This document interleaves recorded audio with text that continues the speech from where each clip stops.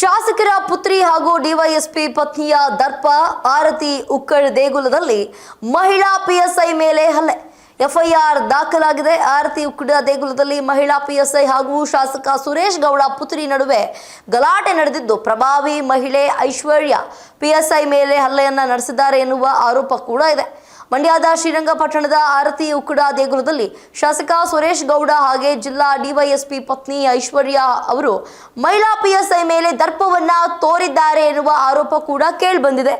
ದೇವಸ್ಥಾನದಲ್ಲಿ ಭದ್ರತೆಗೆ ನಿಯೋಜನೆಗೊಂಡಿದ್ದಂತಹ ಮಹಿಳಾ ಪಿಎಸ್ಐ ಮೇಲೆ ಶಾಸಕರ ಪುತ್ರಿ ಐಶ್ವರ್ಯ ಹಲ್ಲೆ ನಡೆಸಿದ್ದು, ಅವಾಚ್ಯ ಶಬ್ದಗಳಿಂದ ನೆನೆಸಿದ್ದಾರೆ ಎನ್ನುವ ಆರೋಪ ಕೂಡ ಕೇಳಿ ಬರ್ತಾ ಇದೆ. ಮಂಡ್ಯ ಡಿವೈಎಸ್ಪಿ ಪತ್ನಿ ವಿರುದ್ಧ ಎಫ್ಐಆರ್ ದಾಖಲಾಗಿದೆ. ಅಸಲಿಗೆ ಆರತಿ ಉಕ್ಕಡ ದೇಗುಲದಲ್ಲಿ ಆಗಿದ್ದೇನೋ, ಮಹಿಳಾ ಪಿಎಸ್ಐ ಮೇಲೆ ಶಾಸಕಿ ಪುತ್ರಿಯಿಂದ ಹಲ್ಲೆ ನಡೆದಿದೆ. ಆರತಿ ಉಕ್ಕಡ ದೇಗುಲದಲ್ಲಿ ಮಹಿಳಾ ಪಿಎಸ್ಐ ಹಾಗೂ ಶಾಸಕ ಸುರೇಶ್ ಗೌಡ ಪುತ್ರಿ ನಡುವೆ ಗಲಾಟೆ ನಡೆದಿದ್ದು, ಪ್ರಭಾವಿ ಮಹಿಳೆ ಐಶ್ವರ್ಯ ಪಿಎಸ್ಐ ಮೇಲೆ ಹಲ್ಲೆಯನ್ನು ನಡೆಸಿದ್ದಾರೆ ಎನ್ನುವ ಆರೋಪ ಕೂಡ ಕೇಳಿ ಬರ್ತಾ ಇದೆ. ದೇವರ ಮುಂದೆಯೇ ಹೊಡೆದಾಟವಾಗಿದೆ ಎನ್ನುವ ಮಾಹಿತಿ ಕೂಡ ತಿಳಿದು ಬಂದಿದೆ.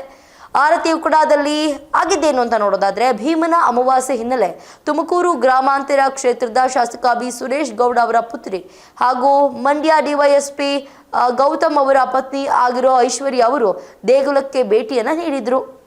ದರ್ಶನಕ್ಕೆ ಅವಕಾಶ ನೀಡುವಲ್ಲಿ ವಿಳಂಬ ಮಾಡಿದ ಹಿನ್ನೆಲೆ ಕರ್ತವ್ಯ ನಿರತ ಮಹಿಳಾ ಪೊಲೀಸ್ ಅಧಿಕಾರಿ ಮೇಲೆಯೇ ಐಶ್ವರ್ಯ ಹಲ್ಲೆಯನ್ನ ನಡೆಸಿದ್ದಾರೆ ಅಂತ ತಿಳಿದು ಬರ್ತಾ ಇದೆ. ದೇಗುಲದ ಗರ್ಭಗುಡಿ ಮುಂದೆಯೇ ಗಲಾಟೆ. ಆಗಸ್ಟ್ 12ರ ರಾತ್ರಿ 8:15ರಲ್ಲಿ ಈ ಘಟನೆ ನಡೆದಿದ್ದು, ದೇಗುಲದ ಗರ್ಭಗುಡಿ ಪ್ರಾಂಗಣದಲ್ಲಿ ಐಶ್ವರ್ಯ ಅವರು ಮಹಿಳಾ ಪಿಎಸ್ಐ ಮೇಲೆ ಹಲ್ಲೆಯನ್ನು ನಡೆಸಿದ್ದಾರೆ ಅಂತ ತಿಳಿದು ಬರ್ತಾ ಇದೆ.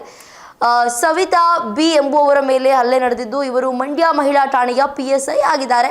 ಶಾಸಕರ ಪುತ್ರಿಯ ದರ್ಪ.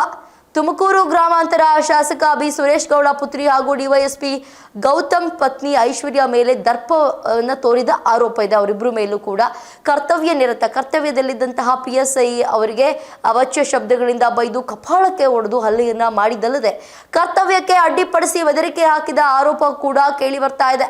ಹಲ್ಲೆ ಸಂಬಂಧ ಮಹಿಳಾ ಪಿಎಸ್ಐ ಸವಿತಾ ಅವರ ಐಶ್ವರ್ಯ ವಿರುದ್ಧ ದೂರನ್ನು ನೀಡಿದ್ದಾರೆ. ದೂರಿನ ಅನ್ವಯ ಐಶ್ವರ್ಯ ವಿರುದ್ಧ ಎಫ್ಐಆರ್ ದಾಖಲಾಗಿದೆ. BNS 132, 115 ಹಾಗೆಯೇ 352, 351 ಸೆಕ್ಷನ್ ಅಡಿ ಪ್ರಕರಣ ದಾಖಲಿಸಿಕೊಂಡ ಪೊಲೀಸರು ಕ್ರಮಕ್ಕೆ ಮುಂದಾಗಿದ್ದಾರೆ. ಪ್ರಭಾವಿ ಮಹಿಳೆಯಾದ ಕಾರಣ ಘಟನೆ ನಡೆದು 24 ಗಂಟೆ ಕಳೆದರೂ ಕೂಡ ಆರೋಪಿಯನ್ನ ಬಂಧಿಸುವಲ್ಲಿ ಪೊಲೀಸರು ನಿರ್ಲಕ್ಷ್ಯವನ್ನ ತೋರಿದ ಆರೋಪ ಕೂಡ ಕೇಳಿಬರ್ತಿದೆ. ನೋಡಿ, ದೊಡ್ಡವರು ಏನು ಮಾಡಿದ್ರು ಕೂಡ ಅವರು ಯಾರಿಗೇನು ಬೇಕಾದರೂ ಮಾಡಬಹುದು ಅನ್ನುವಂತಹ ಒಂದು ದರ್ಪ ಅನ್ನೋದು ಇದ್ದೇ ಇರುತ್ತೆ. ಇದು ನಿಜನಾ ಸುಳ್ಳ ಇನ್ನೂ ಗೊತ್ತಿಲ್ಲ, ಬಟ್ ಆದರೆ ಎಫ್ಐಆರ್ ಆಗಿರೋದಂತೂ ಸತ್ಯ. ಆದರೆ ಇವರು ನೋಡಿ, ದೊಡ್ಡವ್ರ ಮನೆ ಮಕ್ಕಳು, ದೊಡ್ಡವ್ರು ಹೆಂಡ್ತಿದ್ದೀರು ಅಂತ ಹೇಳ್ಬಿಟ್ಟು ಇಷ್ಟೊಂದು ನಿರ್ಲಕ್ಷ್ಯ ತೋರಿಸೋದು ಎಷ್ಟರ ಮಟ್ಟಿಗೆ ಸರಿ? ಇದಾಗುತ್ತೆ ಇವತ್ತಿನ ವಿಶೇಷ. ನೋಡ್ತಾ ಇರಿ ಸ್ಪೀಡ್ ನ್ಯೂಸ್ ಕನ್ನಡ, ಸುದ್ದಿ ನಿಮ್ಮದು, ವೇಗ ನಮ್ಮದು.